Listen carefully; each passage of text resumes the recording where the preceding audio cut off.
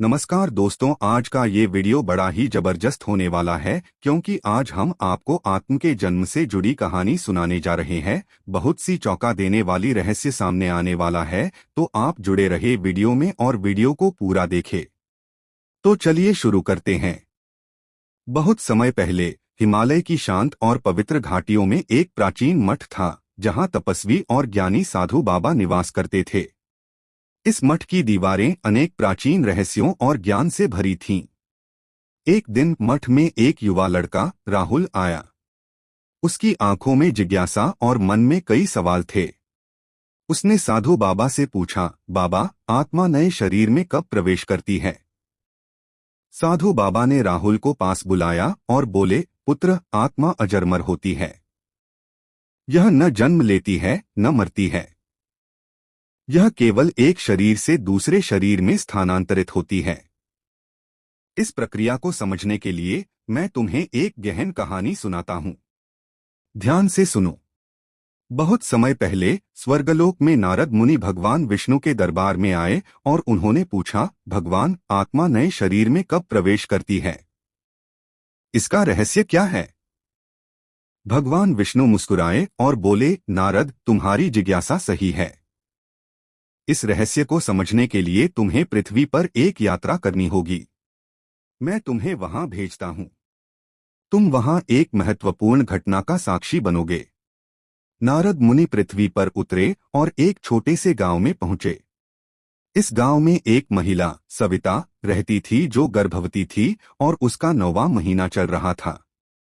गांव के लोग उसकी देखभाल कर रहे थे, क्योंकि सविता का पति एक युद्ध में शहीद हो गया था और वह अकेली थी। नारद ने सोचा कि यही वह स्थान है जहां उन्हें आत्मा के नए शरीर में प्रवेश का रहस्य जानने को मिलेगा। नारद मुनि ने सविता के पास रहने का निश्चय किया और उसकी मदद करने लगे। एक रात सविता को प्रसव पीड़ा होने लगी। गांव की महिलाएं उसे सहारा देने आईं और नारद ने भगवान विष्णु का ध्यान करना शुरू किया। उन्होंने देखा कि सविता का बच्चा जन्म लेने वाला है और ध्यानमग्न होकर भगवान विष्णु की उपस्थिति को अनुभव करने लगे। भगवान विष्णु ने नारद मुनि के ध्यान का उत्तर दिया और प्रकट हुए। उन्होंने कहा, नारद, आत्मा का प्रवेश शरीर में तब होता है जब बच्चा गर्भ से बाहर आने के लिए तैयार होता है। जन्म की प्रक्रिया शुरू होते ही आत्मा नए शरीर में प्रवेश करती है। जब शिशु पहली बार सांस लेता है, उसी क्षण आत्मा शरीर में प्रवेश करती है। जैसे ही भगवान विष्णु ने यह कहा, नारद मुनि ने देखा कि सविता का बच्चा जन्म ले रहा है। जब बच्चा पहली बार सांस लेता है, तो नारद ने दिव्य प्रकाश को बच्चे के शरीर में प्रवेश करते देखा। यह प्रकाश आत्मा थी, जो अब नए शरीर में प्रवेश कर चुकी थी। नारद मुनि ने समझ लिया कि आत्मा का प्रवेश शरीर में उस समय होता है जब शिशु जन्म लेता है और पहली बार सांस लेता है।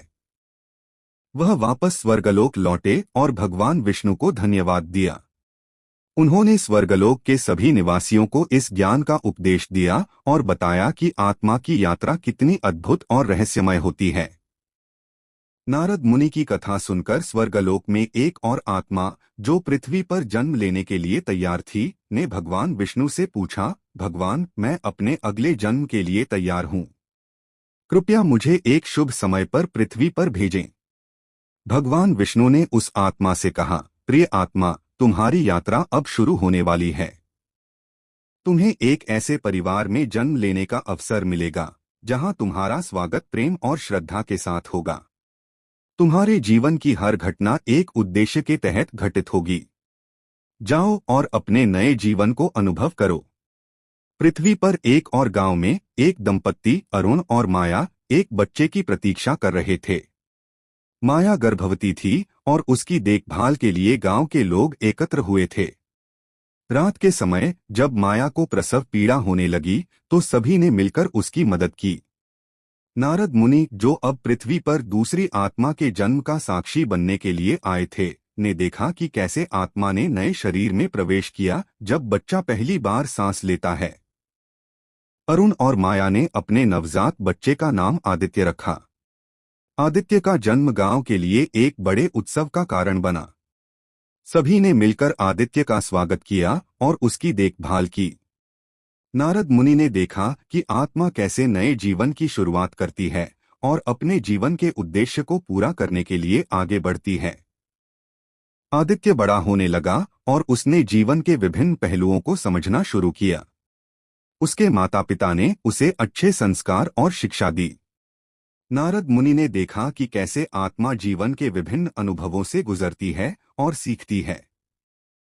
उन्होंने समझा कि आत्मा का उद्देश्य केवल जन्म और मृत्यु का चक्र नहीं है, बल्कि इससे अधिक है। एक दिन आदित्य ने अपने माता पिता से पूछा, माँ पिता, आत्मा क्या होती है और यह शरीर में कब प्रवेश करती है? माया और अरुण ने उसे समझाया कि आत्मा अमर होती है और यह जन्म के समय शरीर में प्रवेश करती है। उन्होंने आदित्य को नारद मुनि की कहानी सुनाई, जिसे वे भी अपने पूर्वजों से सुना था। आदित्य ने समझा कि आत्मा का उद्देश्य जीवन के अनुभवों से सीखना और आत्मज्ञान प्राप्त करना है। उसने जीवन में अच्छे कर्म करने और दूसरों की मदद करने का संकल्प लिया। वह अपने माता पिता के दिखाए रास्ते पर चलने लगा और जीवन के सच्चे अर्थ को समझने की कोशिश की। आदित्य ने अपने जीवन में अनेक अनुभव प्राप्त किए और आत्मज्ञान की दिशा में आगे बढ़ा। उसने समझा कि आत्मा का उद्देश्य केवल जीवन और मृत्यु का चक्र पूरा करना नहीं है, बल्कि आत्मज्ञान प्राप्त करना और मोक्ष की प्राप्ति करना है। उसने अपनी यात्रा को आत्मा के विकास के रूप में देखा और इस यात्रा को सफलतापूर्वक पूरा किया।